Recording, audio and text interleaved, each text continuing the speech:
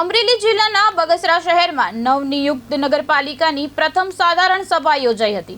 Town hall ખાતે નગરપાલિકા પ્રમુખ નીરવભાઈ ગોંડલિયાના અધ્યક્ષસ્થાને મળેલી સભામાં રોડ, સ્ટ્રીટ લાઇટ, પાણી સહિત વિકાસલક્ષી 35 વિવિધ મુદ્દાઓ પર ચર્ચા કરીને મંજૂરી આપવામાં આવી હતી। આ દરમિયાન રાજ્ય સરકાર દ્વારા ફાળવવામાં આવેલી ડોર ટુ ડોર કચરો એકત્ર કરવાની 7 નવી ગાડીઓનું લોકાર્પણ કરવામાં આવ્યું હતું।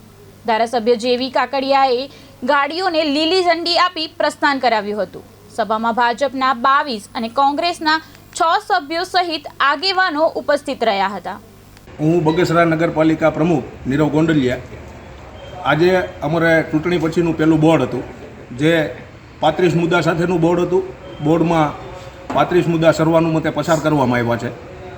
અમારા તમામ સભ્યો અને અમારી પૂરી ટીમ, અમારા ધારાસભ્યશ્રી, જિલ્લા પંચાયતના ઉપપ્રમુખશ્રી તમામ હાજર રહી અને બોર્ડનો સારી રીતે સર્વાનુમતે બોર્ડના મુદ્દા પસાર કરવામાં આવ્યા છે અને બગસરાની અંદર કઈ રીતે વધારેમાં વધારે વિકાસ કાર્યો થાય તે રીતના આયોજનો કરવામાં આવ્યા છે અને અમારી ટીમ કાયમી માટે તત્પર રહેવાની છે।